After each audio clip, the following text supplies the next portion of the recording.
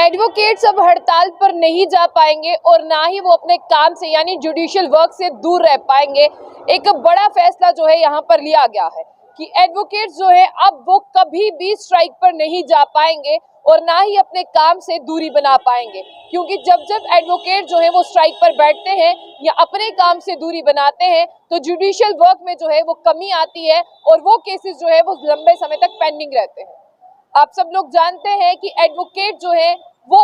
लोगों के हक के लिए लड़ने के काम आते हैं, वो लोगों के हक के लिए खड़े होते हैं। उनका प्रोफेशन ऐसा है कि हर किसी के हक की मांग जो है वो करते हैं, लेकिन अब वो स्ट्राइक पर नहीं जा पाएंगे, यानी साफ तौर पर वो अपने हक की मांग नहीं कर पाएंगे और अपने लिए जिस तरह से वो चाहते थे कि उनकी डिमांड्स को फुलफिल किया जाए, उसके लिए वो स्ट्राइक का सहारा लेते थे। अब जितने भी एडवोकेट यानी जितने भी वकील हैं, अब से वो स्ट्राइक पर नहीं जा पाएंगे और ना ही वो जुडिशियल वर्क से यानी ना ही वो अपने काम से दूरी बना पाएंगे, क्योंकि साफ तौर पर ये कहना है कि वो अपने काम से दूरी रखते हैं या अपने काम से दूर रहते हैं तो उनकी वजह से जो है केसेस लटक जाते हैं, काफी ज्यादा कोर्ट को जो है वो सफर करना पड़ता है। ये कहना है सुप्रीम कोर्ट का। अब सुप्रीम कोर्ट ने एक बड़ा फैसला ये लिया है कि अब कोई भी एडवोकेट चाहे वो बार से जुड़ा हो वो हड़ताल पर नहीं जाएगा, यानी स्ट्राइक पर नहीं जाएगा और ना ही अपने कामकाज से वो दूरी रखेगा। और सुप्रीम कोर्ट ने अपनी एक पीठ में कहा है कि सारे एडवोकेट जो है वो ध्यान से सुन ले, क्योंकि इसके बाद जो है उन पर शिकंजा कसा जाएगा।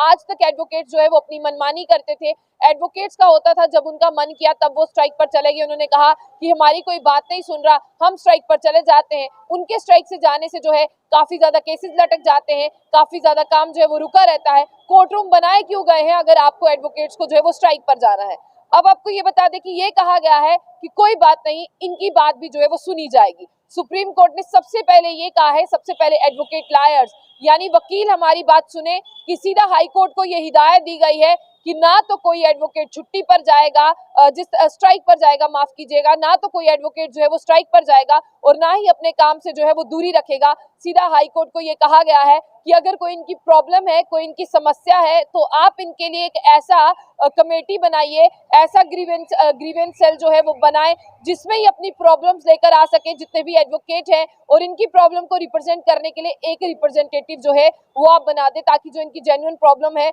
उसको रीएड्रेस किया जा सके। तो आपको बता दें कि एक बेंच जो है उसे हेड किया गया है जस्टिस एम.आर. शाह और असदुद्दीन अमानुल्लाह द्वारा, जिसमें ये कहा गया है कि अगर वकील जो है वो स्ट्राइक पर नहीं जा सकते, अगर वकील जो है वो काम से दूरी नहीं बना सकते, तो वकील जो है वो भी इंसान है, तो उनको भी समस्याएं आ सकती हैं, तो वो किस तरह से जो है वो काम करेंगे। तब मिस्टर शाह और असदुद्दीन अमानुल्लाह ने ये कहा कि बिल्कुल सही बात है, एडवोकेट भी तो इंसान है, उनकी भी कुछ शिकायतें हो सकती है, प्रॉब्लम हो सकती है, लेकिन हाईकोर्ट को ये हिदायत दी गई है कि आप जो है इनके लिए सेपरेट ग्रीवेंस कमेटी जो है वो बनाएं, ताकि जितने भी डिस्ट्रिक्ट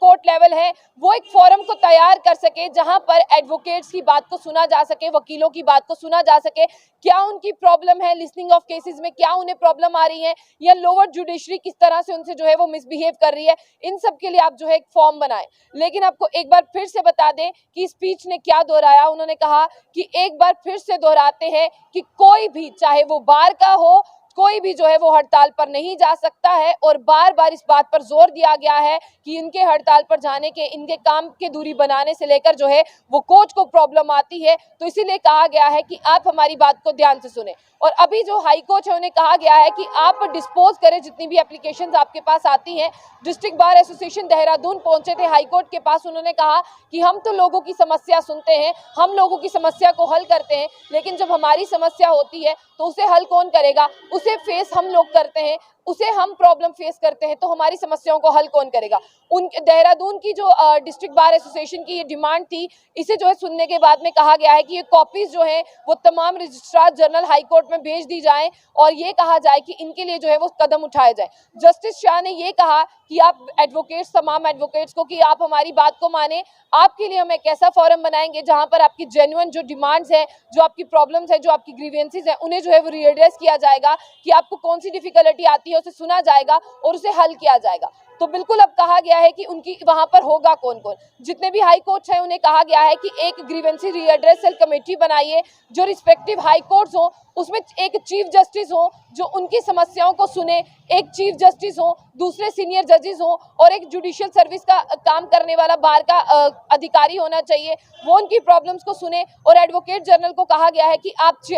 चेयर करेंगे इस बार काउंसिल को कि आखिर इनके प्रेसिडेंट भी बनाइए कि इन्हें क्या क्या समस्या है। यानी साफ तौर पर अब जितने भी एडवोकेट हैं उनके लिए कमेटी बना दी जाएगी। इस कमेटी में जो है उनकी प्रॉब्लम्स को डिस्पोज किया जाएगा। और आपको ये भी बता दें कि चीफ जस्टिस से कहा गया है कि आप एक ऐसा ग्रीवेंस रीएड्रेसल कमेटी बनाइए, एक ऐसा फोरम बनाइए जिसमें 2 सीनियर जजेस हो, एक जो है वो जुडिशियल सर्विस का हो और दूसरा जो है वो बार का हो, और वो इनकी समस्याओं को सुने और इनकी समस्याओं को हल करे। इस बेंच में ये कहा गया है कि हाई कोर्ट में के डिस्ट्रिक्ट कोर्ट लेवल पर ये कमेटी बनाई जाएगी जो आपकी समस्याओं को सुनेगी। और तमाम लॉयर से, तमाम एडवोकेटों से, तमाम वकीलों से ये कहा गया है कि आप जो है इनकी प्रॉब्लम्स को सुने, आप इनके लिए कमेटी बनाएं। लेकिन तमाम वकीलों से गुजारिश की गई है सुप्रीम कोर्ट ने कि आप हड़ताल पर नहीं जाएंगे और जितने भी जुडिशियल वर्क है उनसे दूरी नहीं बनाएंगे, नहीं तो कार्रवाई जो है वो आप पर भी होगी, क्योंकि आपकी वजह से जो पब्लिक है वो आधार में लटकी हुई है, उनके काम जो है वो पूरे नहीं हो रहे।